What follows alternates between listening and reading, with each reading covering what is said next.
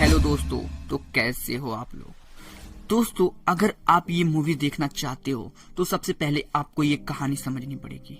Doctor Nageshwar Rao, ये movie काफी trending में चल रही है। सबसे बदनाम चोर की असली कहानी, चुनौती जीतने के लिए जिसने चुराया इंदिरा गांधी का सामान। अभी तक वह नागेश्वर राव था, अब वह टाइगर बन गया है। तेलुगु में बनी फिल्म टाइगर नागेश्वर राव के हिंदी ट्रेलर का ये स्वाद ही इस फिल्म का असल लब्बो-लुआब है।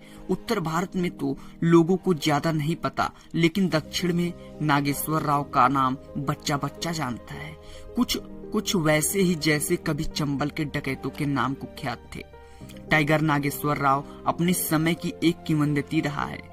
एक ऐसा सातिर चोर जिसने जब चाहा, जैसे चाहा और जहां से चाहा अपने हिसाब से बड़ी बड़ी चोरियों को अंजाम देता रहा और पुलिस की पकड़ से बाहर रहा। किसी न किसी बहाने से जब इसे पुलिस पकड़ने आती थी तो भाग निकलता था। उसे अपने चोरी के इस हुनर पर इतना गुमान था कि इसे साबित करने के लिए उसने प्रधानमंत्री की निजी वस्तु तक चुरा डाली। टाइगर नागेश्वर राव आंध्र प्रदेश की बस्ती एस2 अट्टमपुरम का नामी चोर रहा है। उसके खिलाफ कई गंभीर मामले दर्ज थे। टाइगर की परवरिश एस2 अट्टमपुरम में हुई, जिसे चोरों का गांव कहा जाता है। कहते हैं कि साल 1911 और साल 1914 के बीच अलग अलग क्षेत्रों में अलग अलग तरह के अपराधों को अंजाम देने वाले चोर डकैतों को एक साथ रखने की योजना बनाई गई और उस जगह का नाम एस2 अट्टमपुरम रखा गया। साल 1913 में तत्कालीन मद्रास प्रेसिडेंसी के सदस्य हेरोल्ड एस2 आर्ट के नाम पर इस गांव एस2 अट्टमपुरम की स्थापना हुई। सरकार का मकसद था कि चोरों और डकैतों को एक जगह रखकर उन पर नजर रखना आसान होगा। इसी गांव में नागेश्वर राव का जन्म हुआ था। बचपन में ही अनाथ हो गए नागेश्वर को मुसीबतों ने पाला। स्कूल बीच में ही छोड़ पेट भरने के लिए वह मजदूर बना और जल्द ही अपराध की ओर मुड़ गया।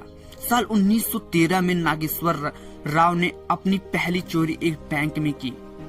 वह इस चोरी में सफल रहा। नागेश्वर राव ने इसके बाद तमाम छोटी छोटी चोरियां शुरू कर दी और धीरे धीरे उसके मन से पुलिस का डर जाता रहा। आंध्र प्रदेश, तेलंगाना, तमिलनाडु और कर्नाटक जैसे राज्यों में बड़ी बड़ी चोरियों के बावजूद वह पुलिस की पकड़ से दूर रहा। यही वजह थी कि अपराध जगत के लोग उसे टाइगर कहकर बुलाने लगे। वह जो भी चुराता उसका बड़ा हिस्सा गरीबों में बांट देता। चोर तो बढ़िया था, तभी तो ऐसा कर रहा था जो गरीबों का मसीहा था। साल 1974 में आंध्र प्रदेश के नंददयाल जिले के बंगानपल्ली में पुलिस थाने के सामने बने एक बैंक में बड़ी चोरी हुई। यह खबर पूरे देश में सुर्खियां बनी। 35 लाख रुपए की हुई इस चोरी को नागेश्वर ने आधी रात को अंजाम दिया। उसका सामना कई बार पुलिस से हुआ, पर हर बार बचकर निकल जाता था। साल 1976 में टाइगर नागेश्वर राव को तमिलनाडु में गिरफ्तार करके अलग अलग जेलों में रखा गया, लेकिन एक पेशी के दौरान जेल के अधिकारियों पर हमला करके वह फरार हो गया। 1980 के दशक में टाइगर नागेश्वर राव एक कुख्यात चोर के तौर पर तमिलनाडु और आंध्र प्रदेश में सक्रिय था।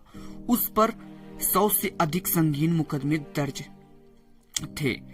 अपनी चालाकी के लिए कुख्यात नागेश्वर को साल 1984 में दोबारा पकड़ लिया गया और जेल में डाल दिया गया। 2 साल तक जेल में रहने के बाद 1986 में वह जेल से फरार होने में कामयाब रहा, लेकिन साल 1987 में आखिरकार एक पुलिस मुठभेड़ के दौरान वह मारा गया।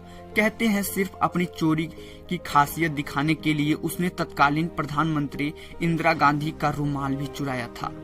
20 अक्टूबर को रिलीज हो रही फिल्म टाइगर नागेश्वर राव इसी सातिर चोर की कहानी से प्रेरित है।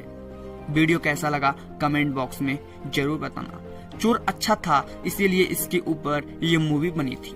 गरीबों का हेल्प करता था। आप लोग मेरा थोड़ा सा हेल्प कर दो, बस चैनल को सब्सक्राइब करो ताकि मैं